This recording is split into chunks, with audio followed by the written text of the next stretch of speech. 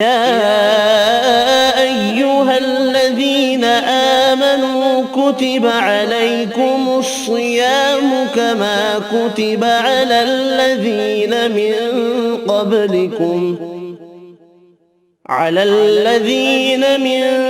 قبلكم لعلكم تتقون. أعوذ بالله من الشيطان الرجيم. بسم الله الرحمن الرحيم. وفوز أمري إلى الله إن الله بصير بالعباد. السلام على المهدي الذي يملأ الأرض عدلا وقسطا كما ملئت الظلم وجورا. اللهم صل على محمد وآل محمد وافعل به ما أنت أهله بر محمد وآل محمد صلوات. اللهم صل على محمد وآل محمد وعجل فرجهم. آج آپ کے ساتھ ہمارے درس کا موضوع ہے ماہ مبارک کے فقہی مسائل. ماہ مبارک وہ مہینہ ہے کہ جس کی ابتدا میں ہی ائمہ طاہرین شدت سے انسان کو تاکید کیا کرتے تھے اس کو بہترین طریقے سے گزارنے کی. جس مہینے کی عظمت و جلالت یہ ہے کہ رسول خدا صلی اللہ علیہ وآلہ وسلم نے بیان فرمایا کہ جو پہلے دن کا روزہ رکھے. آپ دیکھیے ابھی تو دوسرے تیسرے شبوں کی بات، ابھی تو ہم نے لیلۃ القدر کی بات، ابھی تو آخری شب کی بات کی ہی نہیں ہے. ابھی تو سب سے پہلے روزے کی رسول خدا بیان فرما رہے ہیں. آپ نے بیان فرمایا، اچھا بہار الانوار میں یہ روایت موجود ہے، فرمایا جو ماہ مبارک کے پہلے دن کا روزہ رکھے گا خدا اس کے گزشتہ گناہوں کو معاف کر دے گا اور 1 سال کے گناہوں کا کفارہ قرار دے گا.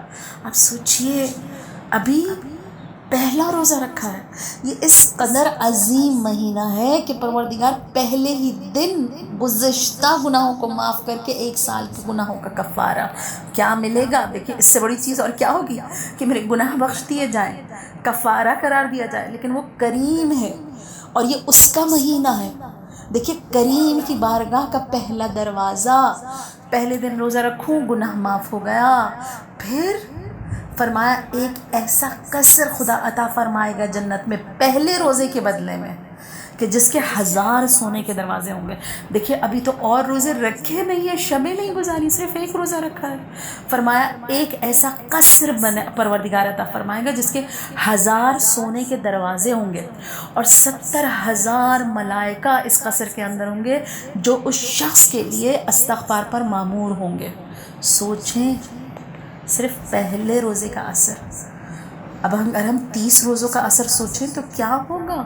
یعنی پہلے ہی دن ہمارا اکاؤنٹ بھر گیا، پہلے ہی دن جنت میں گھر بن گیا، پہلے ہی دن 70,000 فرشتے خلق ہو گئے جو ہمارے لیے استغفار کر رہے ہیں. یہ پہلا دیکھیے گناہ معاف ہو گیا، جنت میں گھر. ہمارے یہی ہوتا ہے نا، پروردگار ہمارے گناہوں کو معاف کر دے، پروردگار ہمیں جنت میں جگہ عنایت فرما. یہ چیزیں تو ماہ مبارک کا پہلا ہی دن ہم کو عنایت فرما رہا ہے.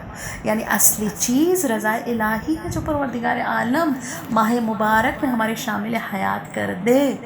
تو اب یہ ماہ مبارک کیسے گزارنا چاہیے؟ ویسے جیسے خداوند ہم سے چاہتا ہے، یعنی ہماری ہر چیز کا روزہ ہو. خدا سے دعا ہے کہ ہم صرف فقہی روزہ نہ رکھیں، پروردگار سے دعا ہے ہم عرفانی روزہ رکھیں کہ ہمارے آنکھ، ناک، ہاتھ، ہر چیز کا روزہ ہو. کیوں؟ قول رسولی ہے. آپ صلی اللہ علیہ وآلہ وسلم نے بیان فرمایا روزہ دنیا اور آخرت میں، یعنی صرف آخرت نہیں، روزہ ایسی چیز ہے دنیا اور آخرت میں آنے والی بلاؤں اور آفتوں کے مقابلے میں سپر کا کام کرتا ہے. یعنی ڈھال ہے آخرت اور دنیا کی بلاؤں. اگر کوئی چاہتا ہے کہ دنیا کی بلائیں ختم ہو جائیں، کوئی چاہتا ہے آخرت کی بلائیں ختم ہو جائیں، ماہ مبارک میں روزہ رکھے. آپ دیکھیے واجب ہے، لیکن واجب کے بدلے میں اللہ کیا دے رہا ہے؟ خود واجب کام کرنا روایتوں کے مطابق سب سے بڑی نیکی ہے، اور اس نیکی کا اجر فرمایا دنیا اور آخرت کی بلاؤں کا مقابلہ جو ہے نا وہ ہٹا دیتا ہے. جو دنیا اور آخرت کی وہ ماہ مبارک کا روزہ ہے. تو وہ روزہ ہم کیسے اچھے طریقے سے گزاریں، آج ہم اس پہ فقہی لحاظ سے بات کرتے ہیں. ویسے آپ سے پچھلی دفعہ بھی ہمارے ٹاپک ہو چکے ہیں اس موضوع پر، تقریباً وہی مسائل، ویسے ہی کیونکہ فقہی مسائل ہیں.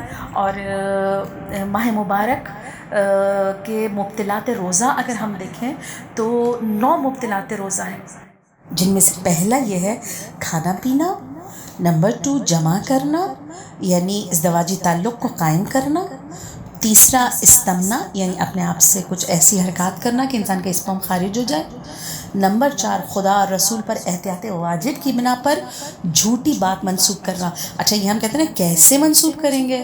یہ ہم نے کوئی روایت پڑھی، پتہ جھوٹی روایت تھی لیکن ہم نے روایت کا ریفرنس نہیں دیا، ہم نے رسول اللہ نے یوں بیان فرمایا ہے لیکن وہ قول جھوٹ تھا. تو ماہ رمضان میں بہت احتیاط کرنی ہے. 5ویں مبطلات روزہ، مبطلات یعنی جو چیز باطل کر دیتی ہیں. غبار حلق پر پہنچنا، احتیاط واجب کی بنا پر اگر غبار حلق تک پہنچ گیا تو روزے کو باطل کر دیتا ہے. اذان صبح تک، 6ٹھی چیز، اذان صبح تک جنابت، حیض یا نفاس کی حالت پر باقی رہنا. یعنی اذان ہو گئی ہے، جان بوجھ کر ہم نے غسل نہیں کیا ہے تو اذان صبح ہو گئی ہے تو یہ روزے کو باطل کر دے گا. 7واں کسی لیکوڈ چیز سے انیما لینا. 8ویں چیز قے یعنی الٹی کرنا، وامٹنگ کرنا، وہ بھی جان بوجھ کے. اچھا یہ بہت کامن ہے ہمارا، انشاءاللہ اس کو ہم ڈسکس کریں گے کہ ہر قے کرنا، ہر وامٹنگ کرنا روزے کو باطل نہیں کرتا. صرف جان بوجھ کے جو ہم کرتے ہیں، جان بوجھ کے ہم ایسے ماحول میں گئے جہاں ہمیں وامٹنگ ہو گئی، جان بوجھ کے ہم نے حلق میں انگلی ڈالی، جان بوجھ کے کچھ کیا کہ جس سے وامٹنگ ہو گئی، وہ روزے کو باطل کرتا ہے. 9ویں جو مبطلات وہ روزہ ہے، مبطلات روزہ وہ ہے پورا سر پانی میں ڈبونا. اچھا یہ اختلاف مراجع ہے، سستانی صاحب اس کو شدید کراہیت قرار دیتے ہیں. پورا سر پانی میں ڈبونا یعنی ایسی ڈائیو لگانا کہ آپ کا پورا جسم پانی کے اندر ہو جائے، یعنی ڈائیو لگانا، لیکن سستانی صاحب اسے شدید مکروہ قرار دیتے ہیں. اب آئیے ہم اس کی تفصیلات میں آتے ہیں، اور تفصیلات میں سب سے پہلی چیز جو مبطلات روزہ میں سے ہے وہ ہے کھانا اور پینا. اچھا کھانا پینا، ہر کھانا پینا نہیں، 2 شرائط کے ساتھ.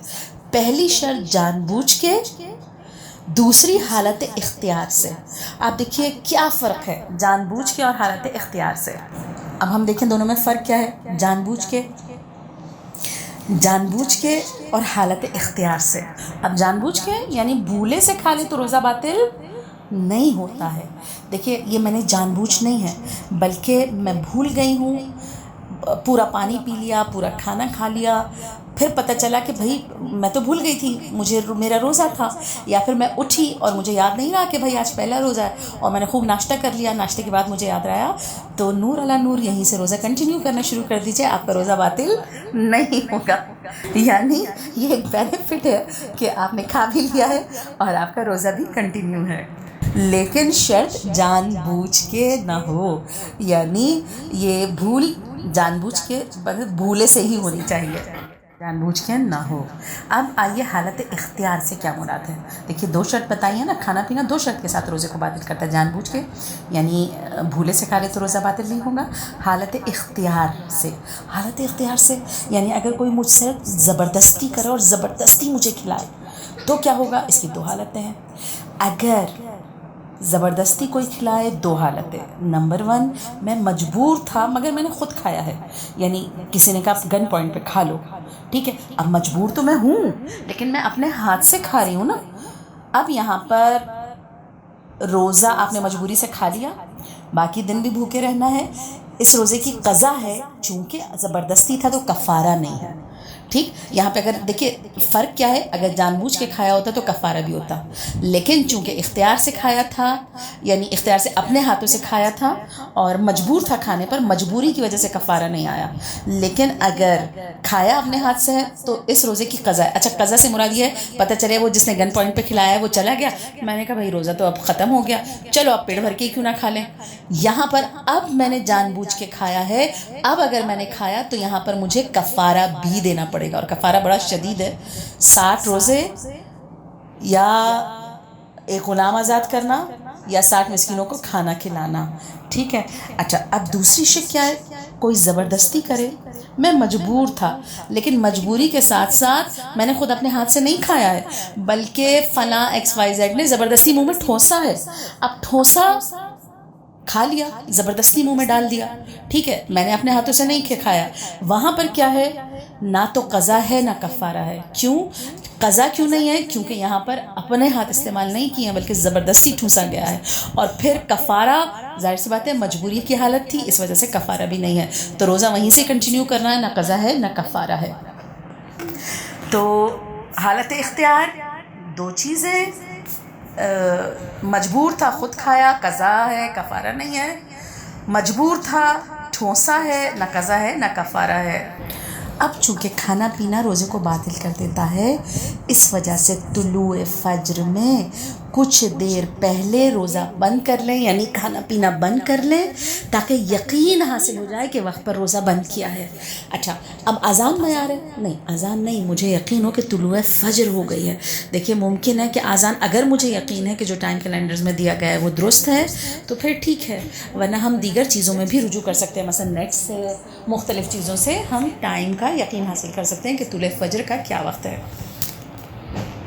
اگر منہ میں کچھ ذرات رہ گئے ہوں، دیکھیں ہم کچھ دیر پہلے کیوں بند کر رہے ہیں؟ تاکہ منہ میں جو ذرات ہیں ہمیں یقین ہو جائے کہ ہم نے خلال کر لیا ہے، یا ٹوتھ پک وغیرہ سے یا برش کر کے ہم نے وہ چیزیں نکال لی ہیں۔ اگر ہمیں یقین ہو کہ ہمارے منہ میں کچھ رہ گیا ہے تو ہمیں اسے ٹوتھ پک سے نکالنا ضروری ہے، خلال کر کے اسے نکالنا ضروری ہے۔ کیوں؟ اگر یہ دانتوں میں پھنسا رہ گیا اور طلوع فجر کے بعد آپ اسے نکل گئے تو روزہ باطل، یعنی طلوع فجر کے بعد وہ آپ کے حلق سے اتر گیا۔ دیکھیے شرط وہ ہے نا کہ حلق سے نیچے کچھ نہیں جانا چاہیے، اگر حلق سے اتر گیا تو اب یہ ہمارا روزہ بھی باطل کر دے گا۔ اسی طرح اگر طلوع فجر ہو گئی اور ہمارے منہ میں لقمہ ہے، اب کیا کریں؟ لقمہ نگل لیں یا اگل دیں؟ نہیں، معیار طلوع فجر ہے۔ دیکھیں اگر طلوع فجر پہ مجھے یقین ہے کہ اذان درست وقت میں ہو رہی ہے، اللہ اکبر ہونا، کیا پوری اذان کے دوران میں کھا سکتی ہوں؟ نہیں، ٹائم ہو گیا، اللہ اکبر اگر اسی طلوع فجر کے وقت پر، عین طلوع فجر کے وقت پر ہو رہا ہے تو اب واجب ہے کہ یہ جو لقمہ میرے منہ کے اندر ہے میں اسے باہر نکال دوں۔ اگر میں نے یہ نگل لیا تو روزہ بھی باطل ہو جائے گا۔ کھانا تو نگل لیا تو روزہ باطل ہو جائے گا، لیکن تھوک کا کیا مسئلہ ہے؟ منہ میں اگر ترشی آ جائے، مثلا میں املی کا نام لوں آپ کے سامنے تو منہ میں لازمی پانی آ جاتا ہے، ٹھیک ہے؟ آیا تھوک کو نگلنے سے املی کی ترشی یا پھر کچھ بھی ترشی کا نام لیا جائے، منہ میں پانی آ جائے، اس پانی کا کیا حکم ہے؟ اگر اس کو نگل لیا تو روزہ درست ہے، لیکن بلغم کا مسئلہ ہے، جیسے بلغم منہ میں آ گیا، نگل لیا، اب روزہ درست ہے کہ نہیں؟ دیکھیے اس میں اختلاف مراجع ہے۔ مثلا بلغم منہ کے اندر آ گیا، منہ میں نہیں آیا، منہ میں آنے سے پہلے ہی اندر کی طرف چلا گیا تو کوئی مسئلہ نہیں ہے، لیکن منہ میں آ گیا اور منہ میں آنے کے بعد نکل لیا، روزہ صحیح ہے۔ سستانی صاحب فرماتے ہیں، لیکن آغا بیان فرماتے ہیں کہ مستحب یہ ہے کہ نہ نکلے، بہتر ہے کہ نہ نکلے، مستحب ہے کہ اسے نکال دے، لیکن اگر چلا گیا واپس منہ میں تو بہرحال روزہ باطل نہیں ہوگا۔ لیکن آیت اللہ خوئی کے نزدیک، امام خمینی اور آیت اللہ خامنائی کے نزدیک روزہ باطل ہو جائے گا منہ میں آنے کے بعد اگر بلغم کو دوبارہ سے نگل لیا۔ اچھا، اب اگر نہ کھانے سے کمزوری ہو جائے گی، روزہ چھوڑ سکتے ہیں کمزوری کے لحاظ سے؟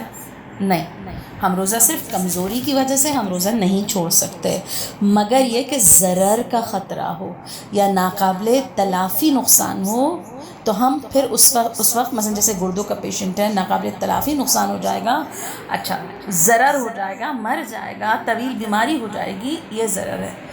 ضرر کے لیے کس کی بات چلے گی؟ دیکھیں اکثر ہم عموماً ڈاکٹر کے پاس جاتے ہیں، ڈاکٹر اکثر کہتے ہیں نہیں آپ کے لیے روزہ ٹھیک نہیں ہے، چھوڑ دیجئے۔ مثلا ابھی پچھلے دنوں ایک لڑکی نے مسئلہ پوچھا، میں پریگننٹ ہوں، ڈاکٹر کہتی ہے انیشیل اسٹیج ہے، روزہ مت رکھیے۔ اب میری چلے گی یا ڈاکٹر کی چلے گی؟ روزہ کہتی ہے بھائی نہیں روزہ نہ رکھیے، ڈاکٹر کہتی ہے روزہ نہ رکھیں۔ یہاں پر ڈاکٹر چلے گی، میری چلے گی، لوگوں کی بات چلے گی، جسے ہم عرف کہتے ہیں، کس کی بات چلے گی؟ یہاں پر بات چلے گی ذاتی اطمینان کی، یعنی اگر میں مطمئن ہوں یعنی میری بات چلے گی، یعنی ڈاکٹر کہے نہ رکھیں مگر میں مطمئن ہوں کچھ نہیں ہوگا تو میں روزہ رکھنا ہے۔ اب اسی طرح اسٹروک کا مسئلہ جو آ گیا ہے، آج کل گرمیوں میں اتنی شدید گرمی ہوتی ہے کہ خدا نخواستہ بعض اوقات ایسا محسوس ہوتا ہے کہ کہیں اسٹروک نہ ہو جائے، جیسے اس کی کچھ علامات شروع میں بتائی گئی ہیں کہ اسٹروک کی یہ علامات ہیں کہ آپ کو یہ محسوس ہو تو آپ فوراً سے ایک گلاس پانی پئیں تو اسٹروک کا خطرہ ٹل جاتا ہے یا کم ہو جاتا ہے یا ہاف ہو جاتا ہے۔ اب اگر کسی کے ساتھ خدا نخواستہ ایسا مسئلہ ہو کہ اسے مثلا جھٹکا لگنا شروع ہو گیا ہے یا کچھ ایسا ہو گیا ہے، اچھا اب جہاں یہ ضرر کی بات ہے نا کہ ایسا ناقابل تلافی ضرر ہو جائے گا، اب کیا ہے اتنا پانی پی سکتے ہیں کہ جس سے ضرر دور ہو جائے، یعنی خدا نخواستہ اتنی گرمی ہے، گرمی میں مجھے محسوس ہو رہا ہے کہ مجھے اسٹروک آ جائے گا، اب یہ ضرر ہے تو یہاں پر اتنا پانی پی سکتے ہیں کہ یہ خطرہ کم ہو جائے۔ جیسے ڈاکٹر کہتے ہیں بھائی فوراً سے 1 گلاس پانی پی لیں یا فوراً سے 2 گلاس پانی پی لیں، جتنے پانی سے وہ ضرر دور ہو سکتا ہے اتنا پانی پی لیں۔ لیکن یہ ہے کہ پھر ہم کہیں بھائی پانی پی لیا ہے اب ہم پورے دن کھاتے پیتے رہیں گے، نہیں، وہ خطرہ ٹل گیا، اب باقی دن کھانا پینا نہیں ہے، لیکن اس روزے میں چونکہ مبتل ہم سے ہو گیا ہے، قضا ہے، لیکن چونکہ خطرہ تھا، ضرر تھا، اس کو ٹالنے کے لیے ہم نے پیا ہے، تو کفارہ نہیں ہے۔ بات کرتے ہیں روزے کی حالت میں انجیکشن یا ڈرپ کا مسئلہ۔ آیا ہم روزے میں انجیکشن یا ڈرپ لگا سکتے ہیں یا نہیں لگا سکتے؟ تو سستانی صاحب جو ہیں وہ کہتے ہیں جائز ہے، چاہے دوا کا ہو یا اعضاء کو سن کرنے کا ہو، انجیکشن لگایا جا سکتا ہے۔ اب ہم روزے کی حالت میں آئی ڈراپس کا دیکھتے ہیں کہ آئی ڈراپس روزے میں باطل ہے یا نہیں ہے۔ آئی ڈراپ جو ہے وہ روزے کو باطل نہیں کرتی ہے، چاہے حلق میں ذائقہ محسوس ہو۔ دیکھیے اسی طرح کان کے ڈراپس کہ اگر ہم روزے کی حالت میں ڈالتے ہیں ایئر ڈراپس تو وہ ہمیں حلق میں ذائقہ سے محسوس ہوتا ہے، لیکن وہ روزے کو باطل نہیں کرتا۔ نیزل ڈراپس اگر حلق میں جا رہا ہے تو روزے کو باطل کرے گا، اگر حلق میں نہیں جا رہا ہے تو روزے کو باطل نہیں کرے گا۔ مثلا ہم نے ناک میں ڈالا اور ہم فوراً سے کھڑے ہو گئے اور ناک سے ہی باہر نکل گیا، حلق میں نہیں پہنچا، روزہ درست ہے۔ ناک میں ڈالا اب سیدھا حلق کے اندر چلا گیا، روزہ باطل ہے۔ ٹوتھ پیسٹ، ڈینٹل فلاس، غرارے کر سکتے ہیں روزے کی حالت میں، بالکل کر سکتے ہیں، لیکن حلق میں نہیں جانا چاہیے۔ مثلا ٹوتھ پیسٹ ہم کر رہے ہیں لیکن ٹوتھ پیسٹ ہمارے حلق میں چلا گیا، اگر ٹوتھ پیسٹ حلق میں چلا گیا، نیچے اتر گیا، جائز نہیں ہے۔ غرارے ہمارے حلق میں چلے گئے، لپسٹک کے ذرات ہمارے حلق میں چلے گئے، ہم نے لپسٹک لگا رکھی تھی، لپسٹک لگانے سے روزہ نہیں ٹوٹتا ہے، لیکن لپسٹک کے بعد لوگ ہوتا ہے نا، لپسٹک کے لگانے کے بعد بار بار ہونٹوں کو چبا ٹائپ کے رہے ہوتے ہیں یا پھر منہ میں لے رہے ہوتے ہیں، اب ذرات اگر اندر چلے گئے، حلق کے اندر جانا وہ باطل کر دیتا ہے۔ اچھا یہاں پہ ایک سوال پیدا ہوتا ہے، سوال کیا پیدا ہوتا ہے؟ مثلاً ٹوتھ پیسٹ تو کر رہے ہیں لیکن اس کا ذائقہ تو ہمارے حلق میں جا رہا ہے، ٹھیک ہے، مثلاً ہم نے ٹوتھ پیسٹ کیا، اس کی منٹ ذائقہ ہے، فلیور ہے، وہ بلا ہمارے حلق میں جا رہا ہے، ٹھیک ہے، ذائقہ جانے سے روزہ نہیں ٹوٹتا، چیز جانے سے روزہ ٹوٹتا ہے۔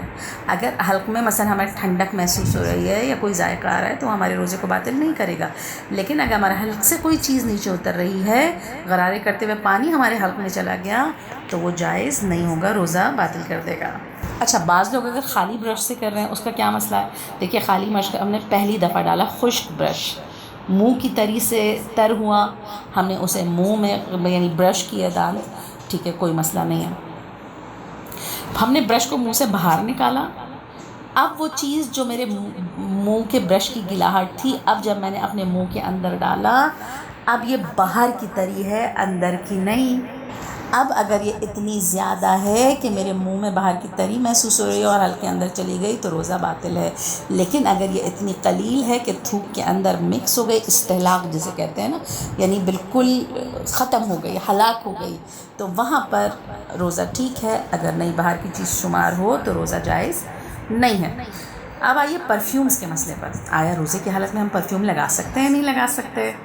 ٹھیک ہے، روزے کی حالت میں یا نارمل بھی، اچھا ہمارے یہاں اکثر لوگ پوچھتے ہیں عطر جائز ہے، پرفیومز جائز نہیں ہے، ایک کلیئرلی مسئلہ ہے، پرفیومز لگانا بالکل جائز ہے، پرفیوم لگانے میں کوئی مسئلہ نہیں ہے، یہ بھی خوشبو میں سب شمار ہوتا ہے، نماز میں اس کا بھی ثواب ہے، ٹھیک ہے، چاہے وہ الکحل والا ہو چاہے الکحل والا نہ ہو، کیونکہ صنعتی الکحل جب آپ مسئلہ دیکھیں گے توضیح المسائل میں، چونکہ یہ صنعتی الکحل میں آتا ہے تو صنعتی الکحل پاک ہیں، اسے آپ روزے کی حالت میں بھی استعمال کر سکتے ہیں، پرفیوم سے روزہ، کیونکہ آپ کے حلق سے کوئی چیز نہیں اتر رہی نا، ایک خوشبو ہے لیکن حلق سے کوئی چیز نہیں اتر رہی ہے، اس وجہ سے روزے کی حالت میں پرفیوم لگانا جائز ہے، چاہے الکحل والا ہو چاہے الکحل والا نہ ہو، اس سے روزہ باطل نہیں ہوتا، اور نارملی الکحل والا پرفیوم بھی استعمال کرنا جائز ہے۔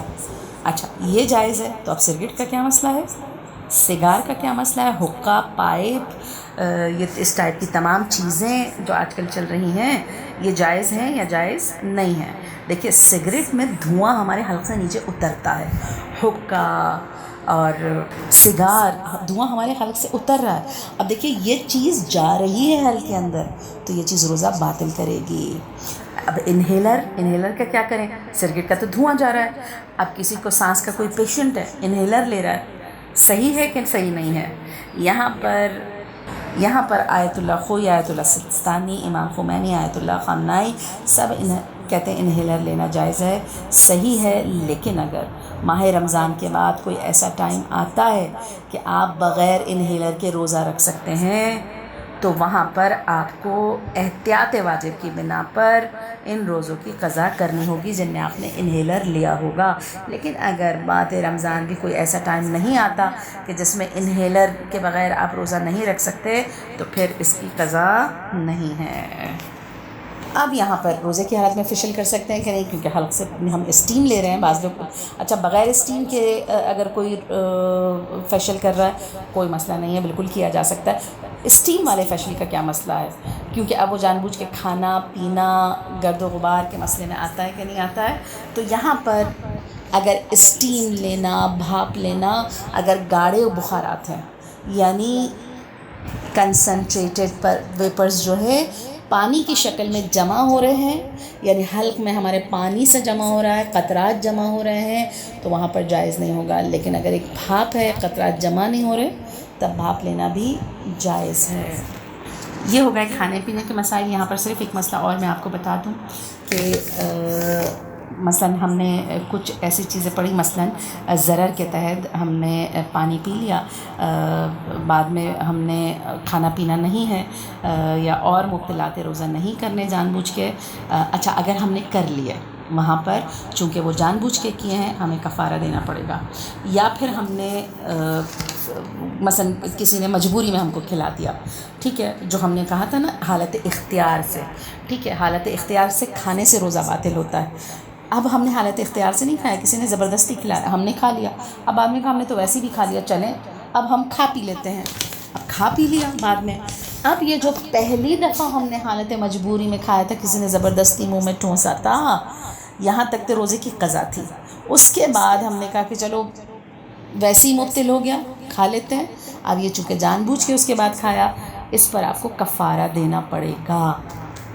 اچھا جان بوجھ کے کھا لیا، کفارہ آ گیا، اب کوئی اور مبتل بھی ہو گیا، مثلا ہم نے جان بوجھ کے قیری کر لی، ٹھیک ہے، یا پھر ہم نے ڈائیو لگا لی پانی میں، ٹھیک، ویسے ہی ہم پہلے ایک مبتل کر چکے تھے، ہم پہ کفارہ آ چکا تھا، اب ہم نے دوسرا بھی مبتل کر لیا، تو کیا ہم پر ڈبل کفارہ آ جائے گا؟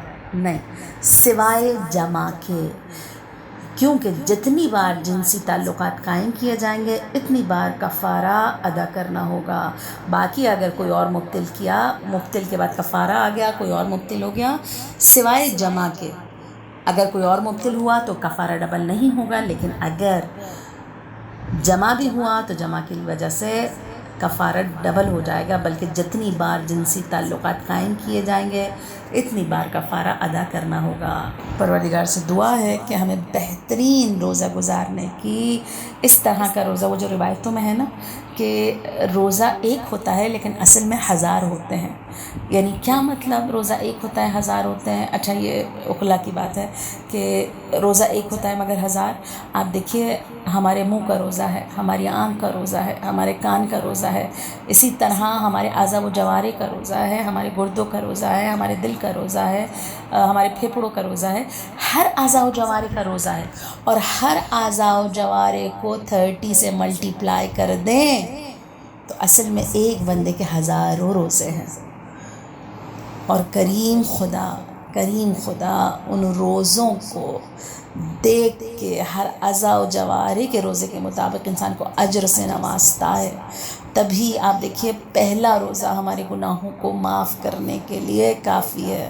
خدایا یہ روزہ ہمیں عرفانی روزہ کرنے کی توفیق عنایت فرما، ہمیں فقہی طور پر بہترین روزے رکھنے کی توفیق عطا فرما، ہمارے قلب و ابصار کو اپنی جانب پلٹا دے۔ انشاءاللہ درس کا بقیہ حصہ کل کنٹینیو کریں گے۔ آپ سب سے التماس دعا، وصلی اللہ علیہ رسولہ و آلہ الکریم برمحمد و آل محمد، صلوات اللہم صلی علی محمد و آل محمد وعجل فرجہم۔ اعوذ باللہ من الشیطان الرجیم، بسم اللہ الرحمن الرحیم، وفوض امری الی اللہ ان اللہ بصیر بالعباد۔ السلام علی المہدی الذی یملأ الارض ظلما وقسطا کما ملیز الموجور، اللہم صلی علی محمد و آل محمد وافعل بما انت اہلہ برمحمد و آل محمد صلوات، اللہم صلی علی محمد و آل محمد وعجل فرجہم اجمعین۔ آج ہمارے درس کا دوسرا حصہ، شکر ہے اللہ کا جس نے ہم کو ایک موقع اور فراہم کیا توبہ کا، خوشبخت ہونے کا، کیونکہ ماہ مبارک کے ناموں میں سے ایک نام شہر العنابہ یعنی توبہ کی قبولیت کا مہینہ، ایک ہے شہر مرزوق، شہر المرزوق، شہر المرزوق یعنی خوشبخت کرنے والا مہینہ. یعنی اگر کوئی یہ رو رہا ہے، ہوتا ہے نا بعض لوگ ہمیشہ روتے ہوئے نظر آتے ہیں میری تو قسمت ہی خراب ہے، اللہ نے جب ماہ مبارک دے دیا تو پھر رونے کا ہمیں کوئی عذر باقی نہیں بچتا. کیوں؟ یہ وہ مہینہ ہے کہ جو اسے بہترین طریقے سے گزارتا ہے وہ خدا کی بارگاہ میں جا کے اپنی سیاہ راتوں کو، سیاہ دنوں کو روشن دنوں میں تبدیل کر سکتا ہے. تبھی کس طرح تبدیل کر سکتا ہے دیکھیے، وہ بھی اہل بیت نے بتایا. اہل بیت اس کو کہتے تھے شہر العید الاولیاء، خدا کے ولیوں کی خوشحالی کا مہینہ. کیوں؟ آپ دیکھیں ہم عید آنے پہ خوش ہوتے ہیں، کہا اولیاء اللہ ماہ مبارک آنے پر خوش ہوتے ہیں. کیوں؟ مہمان نوازی کا مہینہ، سانس تسبیح کا ثواب، اکاؤنٹ بھر جانے کا ثواب، خوشبخت ہو جانے کا ثواب، توبہ کی قبول ہو جانے کا مہینہ. کتنے زیادہ اس کے فوائد ہیں.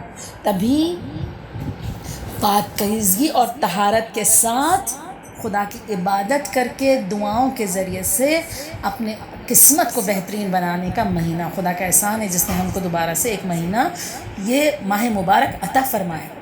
سوچیے کتنے لوگ ہیں جو ماہ مبارک سے پہلے گزر گئے اور انہیں موقع نہ مل سکا اس شہر المرزوق میں داخل ہونے کا.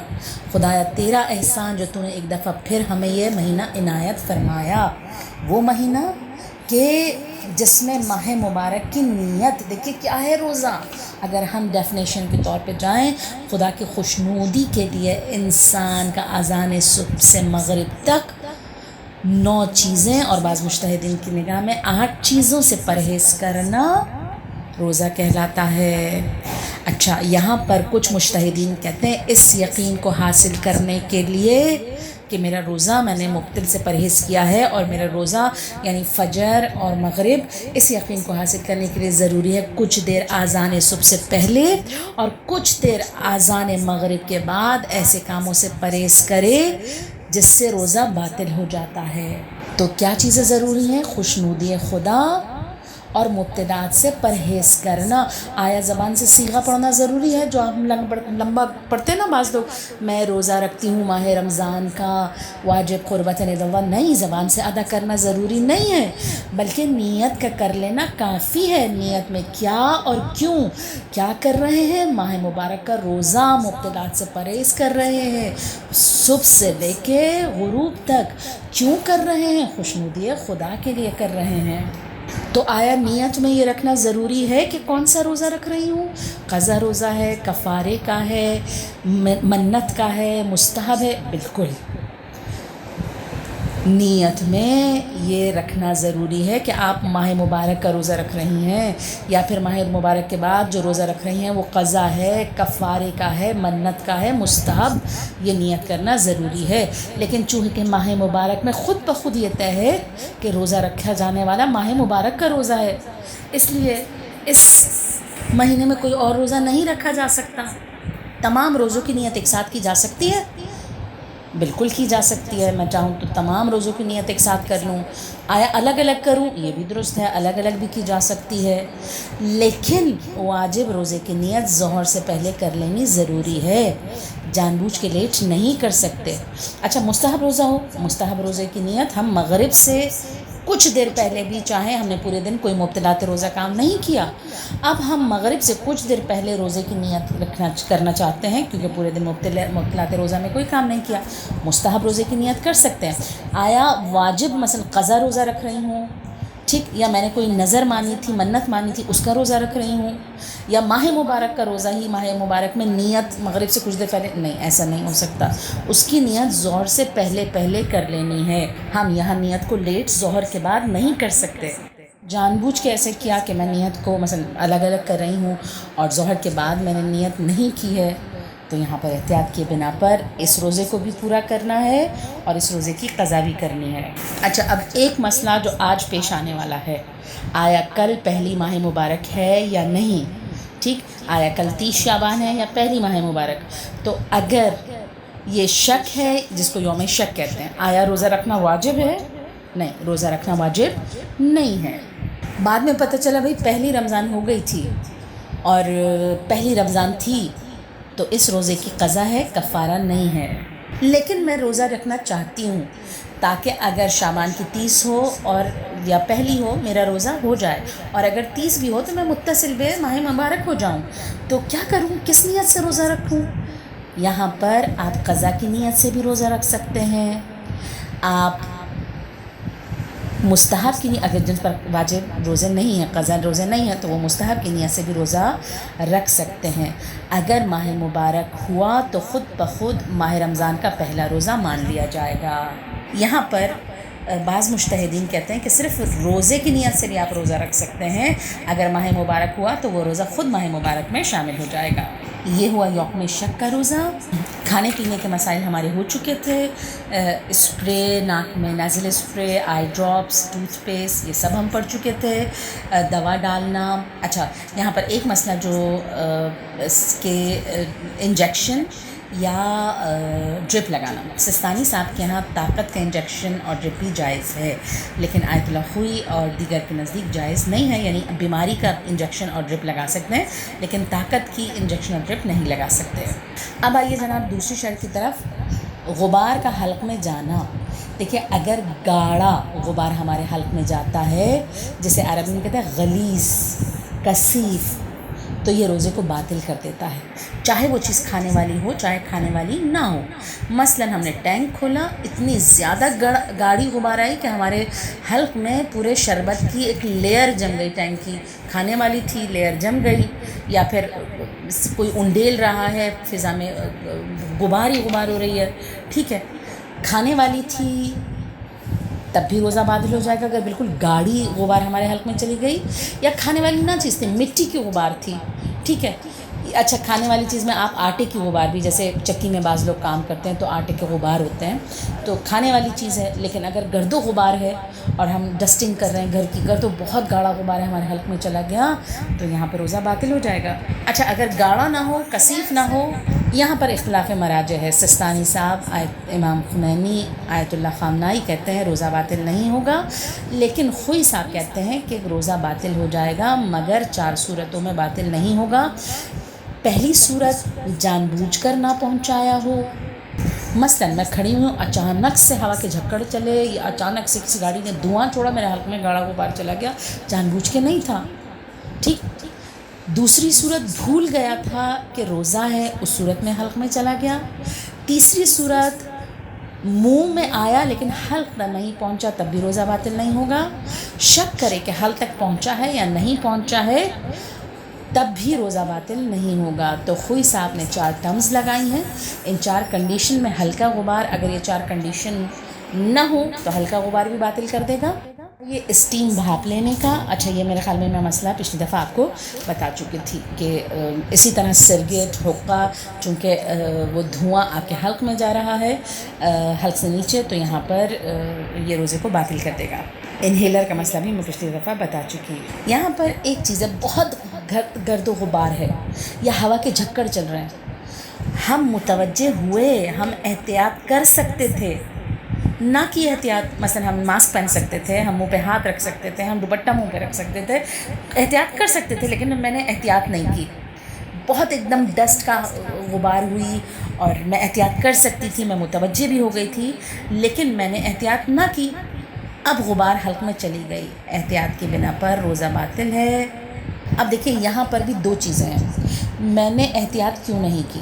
احتیاط اس وجہ سے نہیں کی کہ مجھے یقین ہے کہ میرے حلق تک نہیں پہنچے گا. اگر مجھے یقین تھا میرے حلق تک نہیں پہنچے گا لیکن اچانک سے حلق میں پہنچ گیا، روزہ باطل نہیں ہے.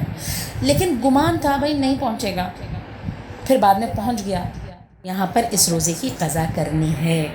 اللہ اگلی اس پہ نعت آتے ہیں مبتل پہ، اللہ انبیاء اور معصومین پر جھوٹ کی نسبت لگانا. دیکھیے جھوٹ بولنا ویسے بھی حرام ہے، مگر روزے کی حالت میں اگر یہ جھوٹ بولا جائے، جانتا ہو کہ جھوٹ ہے، بولے، لکھے، اشارہ کرے، تصدیق کرے. آپ دیکھیے کتنی حد تک بولنا، لکھنا، اشارہ کرنا. کسی نے جھوٹ بولا اور میں کہتی ہوں ہاں بالکل ٹھیک ہے، یہ ٹھیک کہہ رہا ہے، مجھے پتہ ہے یہ جھوٹ بول رہا ہے، لیکن میں اس کی تصدیق کر رہی ہوں، یعنی سوال کے جواب میں جھوٹ کی تائید کرے. یہ سب کام ہمارے روزے کو باطل کر دیں گے. اچھا اگر مشکوک ہے کوئی چیز، ٹھیک ہے، یعنی پتہ نہیں یہ روایت ٹھیک ہے کہ نہیں، پتہ نہیں یہ بات درست ہے کہ نہیں، اہل بیت نے یہ بات کہی ہے یا نہیں کہی ہے، اب ایسی مشکوک چیز بیان کر رہے ہیں، یہاں پر کہا جاتا ہے کہ ضروری ہے کہ جس شخص سے وہ روایت ہو، جس کتاب میں لکھی اور دیکھی ہو، اس کا حوالہ دیں اور اسے براہ راست پیغمبر اور ائمہ کی جانب نسبت نہ دیں۔ اچھا ہم نے تو سچ سمجھ کے بیان کر دی، ہم نے کہا کہ بالکل اوتھینٹک ہے، ہم نے بیان کر دی، اور بعد میں پتہ چلے نہیں وہ جھوٹ تھی، تو روزہ صحیح ہے۔ اب اگلی شرط استمنا کیا ہے استمنا؟ یعنی جماع سے ہٹ کر کوئی ایسا کام کرے، انٹرکورس یا ازدواجی تعلق سے ہٹ کر کوئی ایسا کام کرے جس سے انسان کا اسپم خارج ہو جائے، منی خارج ہو جائے۔ مثلا اس نے شہوت والی مووی دیکھی، یعنی کوئی ایسی مووی دیکھی جس سے مجھے یقین ہے کہ میرا اسپم خارج ہو جائے گا، یا بیوی کے ساتھ کچھ ایسا کرنا کہ اس کا اسپم خارج ہو جائے۔ اگر منی خارج ہو گئی، اسپم خارج ہو گیا، تو یہاں اس کا روزہ باطل ہو جائے گا، مگر حلال ذریعہ تھا۔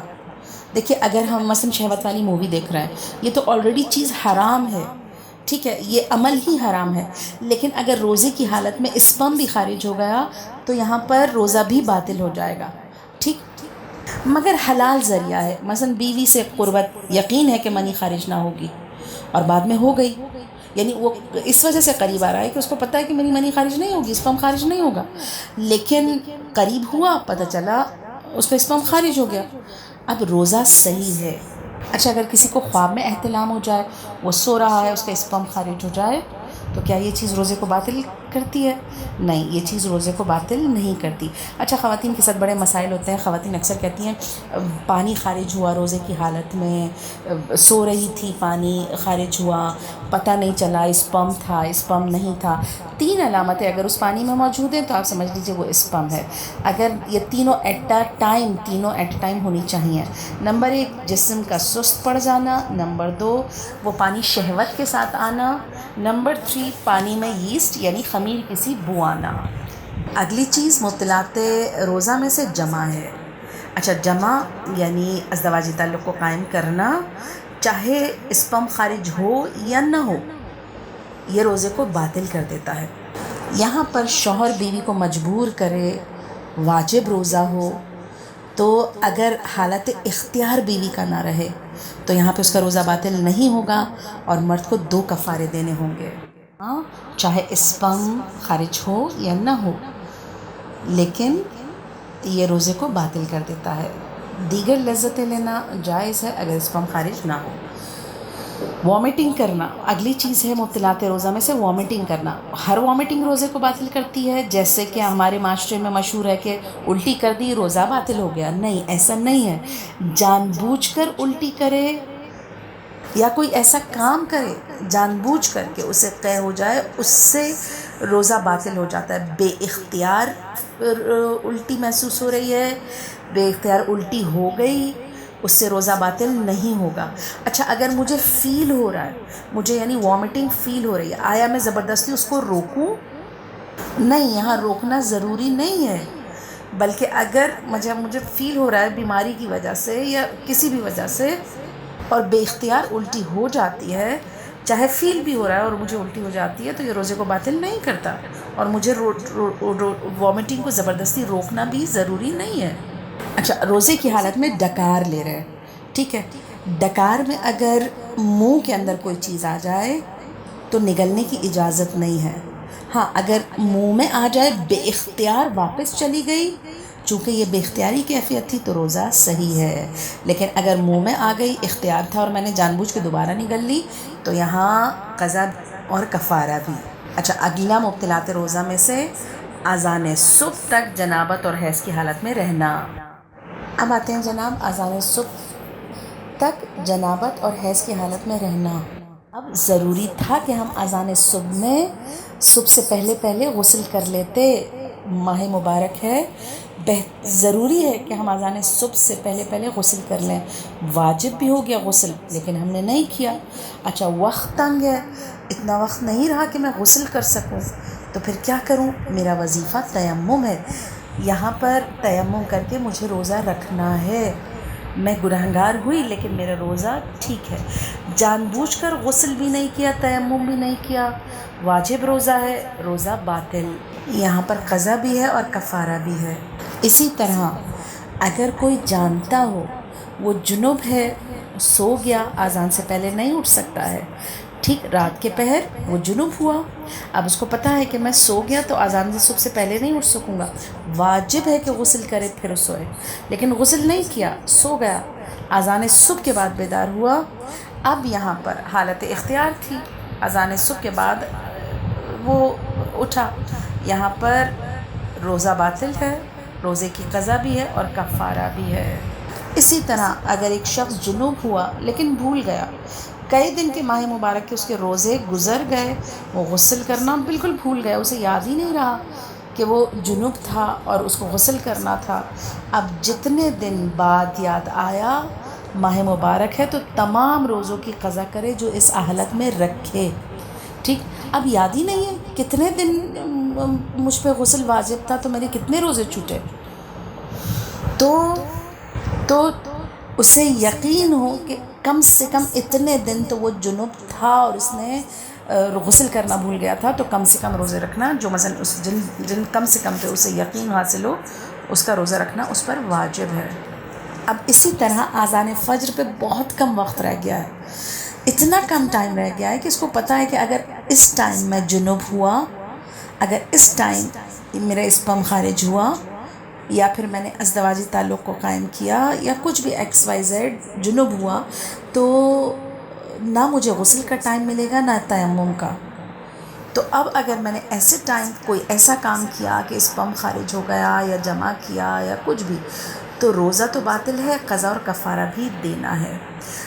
اسی طرح وہ مسئلہ کہ اگر کوئی سوتے میں احتلام ہو گیا، اب جان بوجھ کے اختیار کی حالت نہیں تھی، دن کو روزہ ہے، ماہ مبارک ہے، وہ سویا، احتلام ہو گیا، ٹھیک، تو یہاں پر چونکہ حالت اختیار میں نہیں تھا، جان بوجھ کے نہیں تھا، یہاں پر اس کا روزہ باطل نہیں ہوگا۔ یہاں ہمارے 8 مبطلات روزہ پورے ہو گئے۔ 9 مبطلات روزہ میں سستانی صاحب اسے شدید مکروہ قرار دیتے ہیں کہ روزے کی حالت میں، اور باقی مجتہدین اسے مبطلات روزہ میں قرار دیتے ہیں کہ روزے کی حالت میں اس طرح پانی میں داخل ہونا کہ ہمارا پورا جسم اور سر پانی کے نیچے آ جائے، جسے ہم کہتے ہیں ڈائیو لگانا، تو پورا سر پانی میں ڈبونا ثانی صاحب کی نگاہ میں شدید مکروہ اور باقی مجتہدین کی نگاہ میں مبطلات روزہ میں آتا ہے۔ اب ہمارا ایک ٹاپک رہ جاتا ہے مسافر کے روزے۔ دیکھیں مسافر کے روزوں میں ایک فارمولہ ہے، 10 دن سے کم اگر ہم کہیں گزار رہے ہیں تو ہم وہاں پر مسافر ہیں، یا پھر ہم راستے میں، جیسے ہمیں 10 دن کا سفر ہے، ٹھیک ہے، ہمیں کہیں مثلا 10 دن گزارنے ہیں کسی علاقے میں، لیکن جب راستے میں جا رہے ہیں تو ہم مسافر ہیں، جس جگہ 10 دن کا قیام کرنا ہے وہاں پر ہم روزہ 10 دن سے زیادہ قیام کر رہا ہے وہاں ہم روزہ رکھ سکتے ہیں، لیکن اگر قیام 10 دن سے کم ہے تو حد ترخص یعنی شہر کی حدود ختم ہونے کے بعد، حد ترخص یعنی شہر کی فصیل جہاں نظر نہ آئے، شہر کی اذانیں آپ کو نظر نہ آئے، حدود شہر سے نکل جانے کے بعد آپ مسافر شمار ہوں گے۔ اچھا، کیا روزہ میں گھر سے رکھ کے نکلوں یا پھر گھر سے خوب کھا پی کے نکلوں؟ اگر ماہ رمضان میں کہیں نکل رہی ہوں، مثلا مجھے حیدرآباد جانا ہے، تو حیدرآباد چونکہ مثلا اتنا دور ہے کہ میں مسافر شمار ہوں گی، تو حد ترخص کے بعد مجھے کھانا پینا شروع کرنا ہے یا گھر ہی سے خوب ناشتہ کر کے نکلوں؟ یہاں پر حد ترخص کے بعد یعنی آپ کے شہر کی حدود ختم ہونے کے بعد، جہاں آپ کے شہر کی اذانیں اور فصیل نہ دکھائی دے، وہاں سے جانے کے بعد آپ کا روزہ باطل ہوگا، گھر سے آپ کو روزہ رکھ کے جانا ہے۔ اچھا، اگر مجھے ماہ مبارک میں یا حالت روزہ میں نکلنا ہے اپنے شہر سے، اگر ظہر سے پہلے نکلنا ہے حد ترخص کے بعد، میرا روزہ باطل ہے، اگر ظہر کے بعد نکلنا ہے تو میں اپنے روزے کو پورا کر سکتی ہوں، یعنی روزہ میرا پورا ہو جائے گا، یہ پورا میرا روزہ درست ہے۔ اگر مجھے شہر سے نکلنا نہیں ہے بلکہ شہر کے اندر آنا ہے. میں مسافر تو ہوں، سفر میں ہوں، لیکن مجھے اپنے شہر میں داخل ہونا ہے. اب اگر ظہر سے پہلے میں اپنے شہر میں داخل ہو رہی ہوں اور میں نے کوئی مبطلات روزہ کام نہیں کیا ہے تو مجھے روزہ رکھنا ہے، میرا روزہ ٹھیک ہے. اگر مبطلات روزہ کیا ہے، مثلا صبح ناشتہ کر لیا ہے اور پھر ظہر سے پہلے ہم داخل ہو رہے ہیں تو ظاہراً روزہ نہیں ہے. ظہر کے بعد اگر میں شہر میں داخل ہو رہی ہوں، اگر میرا شہر میں آنا، میں مسافر تھی اور میں ظہر کے بعد شہر میں آ رہی ہوں تو میرا روزہ باطل ہے، چاہے میں نے مبطلات روزہ انجام نہ بھی دیا ہو، لیکن میرا آنا ظہر کے بعد ہے تو میرا روزہ باطل ہے. اب یہاں پر میں نے روزے چھوڑے بیماری کے سبب، پیریڈز کے سبب، XYZ، بچے کو دودھ پلانے کے سبب کہ کچھ مسائل تھے یا پھر حمل کی وجہ سے، بہرحال مثلا روزے چھوٹے. 1 سال کے اندر اندر مثلا میری صحت درست ہو گئی، مجھے وہ روزے رکھنے ہیں. میرا عذر ختم ہو گیا، مجھے وہ روزے رکھنے ہیں. ٹھیک، پیریڈز کے جو روزے چھوٹے وہ مجھے 1 سال کے اندر اندر قضا کرنا ہے. اگر میں 1 سال کے اندر اندر روزے قضا نہ کر سکی، یہاں پر اگلا ماہ رمضان آ گیا تو مجھے ہر روزے کے عوض 1 مدتام یعنی 750 گرام آٹا فدیہ کرنا ہے. اچھا، اگر یہ فدیہ دینا، کفارہ دینا فوراً واجب ہے؟ نہیں، فوراً واجب نہیں ہے مگر کوتاہی شمار نہ ہو. اچھا، کئی سال گزرنے پر میں نے کفارہ نہیں دیا یعنی فدیہ نہیں دیا، ٹھیک ہے، تو کیا ہر سال آنے پر فدیہ ڈبل ہو جائے گا؟ مثلا پیریڈز کے روزے میرے چھوٹے، میں اس پورے سال نہیں رکھ سکی، مثلا 7 روزے چھوٹے تو مجھے 7 روزوں کا ہر روزے کے عوض 750 گرام روزہ نکالنا ہے. لیکن کئی سال گزر گئے اور میں نے وہ اپنے پیریڈ کے روزے نہیں رکھے، تو کیا ہر روزے کے عوض میں 750 گرام نکالوں گی ہر سال کے عوض؟ نہیں، ایسا نہیں ہے. کئی سال گزرنے پر کفارہ یا فدیہ اضافہ نہیں ہوتا. اچھا، ایک بات غور کیجیے گا، کفارے اور فدیہ میں فرق ہے. کفارہ یعنی مثلا مبطلات روزہ میں سے کوئی کام میں نے جان بوجھ کے کیا تو یہاں پر کفارہ آئے گا. اگر مثلا جان بوجھ کے نہیں، مثلا بیماری کی وجہ سے میں نے روزے چھوڑ دیے، مثلا جو میں نے آپ کو عذر بتایا ان کی وجہ سے روزے چھوڑ دیے، پورے سال میں میری طبیعت ٹھیک ہو گئی، میں وہ روزے رکھ سکتی تھی، میں نے نہیں رکھے، 1 سال گزر گیا، اب دوسرا ماہ رمضان آ گیا تو مجھے فدیہ دینا ہے. کفارہ نہیں ہے، یہ فدیہ ہے اور یہ 750 گرام فی روزہ ہے. کفارہ کیا ہے جناب؟ کفارہ ہے 1 غلام آزاد کرنا، 60 روزے رکھنا جس میں سے 31 پے در پہ رکھنا ہے، یا پھر تیسرا کفارہ 60 مومنین کو یا 60 فقیروں کو کھانا کھلانا ہے، یا ہر فقیر کو 750 گرام طعام، گندم، جو یا روٹی دینی ہے. اب کسی پر کفارہ آ گیا ہے، مثلا جان بوجھ کے وہ کئی سال روزے نہیں رکھتا رہا ہے، اب اس کو ان تینوں میں سے ایک کام کرنا ہے، یا غلام آزاد کرنا ہے، 60 روزے رکھنے ہیں، یا 60 مومنین کو کھانا کھلانا ہے، یا 750 گرام آٹا دینا ہے. ٹھیک ہے، اب کوئی اتنا غریب ہے کہ ان تینوں کام کو نہیں کر سکتا اور اب صحت بھی اس قابل نہیں ہے کہ وہ 60 روزے رکھے ہر روزے کے بدلے میں. ٹھیک ہے، اب کیا کرے؟ غریب ہے. اب یہاں پر مجتہدین بیان فرماتے ہیں کہ وہ بقدر امکان صدقہ دے، یعنی جتنا دے سکتا ہے اتنا صدقہ دے، لیکن اتنا غریب ہے صدقہ بھی نہیں دے سکتا. اب یہاں پہ توبہ اور استغفار کرے اور احتیاط کی بنا پر جب کفارے کے قابل ہو جائے تب کفارہ دے. ٹھیک، یہاں پر فدیہ اور کفارہ کا یہ مسائل. اب مجھے ایک آپ سے اور مسئلہ ڈسکس کرنا ہے، کفارہ یا فدیہ دینا کس کو دوں؟ مثلا اچھا، کفارے میں غلام آزاد کرنی ہوں، بات ختم. میں 60 روزے رکھ رہی ہوں، بات ختم. لیکن اگر میں تھرڈ آپشن لے رہی ہوں، یعنی 60 مومنین کو کھانا کھلانا، یا پھر ان کو 60 مومنین کو گندم یا جو دینا، ٹھیک ہے، یا پھر میں فدیہ دے رہی ہوں. ٹھیک ہے، اب جس کو دے رہی ہوں اس کے کیا شرائط ہیں؟ ٹھیک ہے، اس میں کیا شرط ہونی چاہیے؟ اس کی پہلی شرط ہے جس کو دے رہی ہوں 12 امام شیعہ ہونا چاہیے، غریب ہو یعنی آمدن سال بھر کے خرچے سے کم ہو. غریب سے مراد آمدن ہی کم ہے، سال بھر کا خرچہ زیادہ ہے. تیسرا، کھلا گناہ نہ کرتا ہو، یہ بہت اہم شرط ہے. کھلم کھلا گناہ، مثلا آپ کوئی بے حجاب عورت آ گئی، آپ اسے فدیہ کفارہ دے سکتے ہیں؟ نہیں دے سکتے جناب. مثلا داڑھی کٹا شخص آ گیا آپ کے سامنے، آپ اسے کہے کہ بھائی مجھے فدیہ دے دو، آپ اسے فدیہ کفارہ نہیں دے سکتے. چوتھی شرط بے نمازی نہ ہو، نمازی ہونا چاہیے. اور پانچویں شرط فدیہ یا کفارہ دینے سے گناہ میں مدد نہ ملتی ہو. ٹھیک، یہ ہے فدیہ یا کفارہ جسے آپ دے رہے ہیں اس کی شرائط. ہمارا آج کا آخری موضوع وہ افراد جن پر روزہ رکھنا واجب نہیں ہے. سب سے پہلے بوڑھے افراد، نہ رکھ سکتے ہوں یا شدید تکلیف کا باعث ہو. اچھا، اب یہ کیا کریں گے؟ کیونکہ عذر مسلسل ہے نا کہ بالکل نہیں رکھ سکتے یا پھر شدید تکلیف کا سبب ہے. اب یہ کیا کریں گے؟ متام دیں گے ہر روزے کے عوض. نمبر 2، بیمار افراد. ٹھیک، بیماری طول ہے، یعنی ایسی بیماری، دیکھیے ایک وقتی بیماری ہے، ٹائیفائڈ ہو گیا، ٹھیک ہے، اب یہ بیماری درست ہو جائے گی، یہاں پر ان روزوں کی قضا بھی کرنی ہے. اگر 1 سال تک روزے نہیں رکھے تو متام بھی دینا ہے. لیکن بیماری ایسی ہے جو مستقلاً ہے، یعنی استمرار ہے، مستقل بیماری ہے اور اگلے رمضان تک ختم نہیں ہوگی، یا مستقل یہ بیماری چلے گی، تو وہاں پر اس کو بھی قضا نہیں ہے، اس کو متام دینا ہے. تیسری، حاملہ خاتون جس کا وضع حمل قریب ہو. دیکھیے یہ شرط وضع حمل قریب ہو. یہاں پر ہمارے یہاں تو پہلا مہینہ بھی ہوتا ہے اور خواتین کہتے ہیں نہیں بس ڈاکٹر نے کہہ دیا روزہ نہیں رکھ سکتے تھے. اچھا، ڈاکٹر نے کہہ دیا میں تو رکھ سکتی ہوں، تو یہاں پر میرا وہ چلے گا، ڈاکٹر میرا یقین چلے گا، ڈاکٹر کی بات نہیں چلے گی، میرا یقین چلے گا. وہ خواتین جن کا وضع حمل قریب ہو اور روزہ رکھنا اس کے لیے یا بچے کے لیے ضرر ہو، بعد میں قضا ہے. اگر سال کے اندر قضا رکھ لی تو گڈ اینڈ ویل، نہیں رکھی وہی متام بھی دے گی اور قضا بھی کرے گی.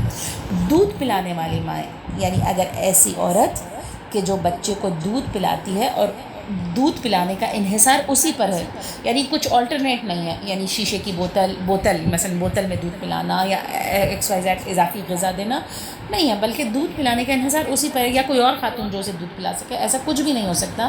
وہاں پر وہ خاتون کہ دودھ پلانا اس کے اور اس کے بچے کے لیے ضرر کا باعث بنتا ہے، کمزوری کا باعث بنتا ہے، تو وہاں پر وہ روزہ چھوڑ سکتی ہے، لیکن بعد میں اس روزے کی قضا بھی ہے، اور اگر 1 سال کے اندر نہیں رکھا تو متام بھی اس کو دینا ہے.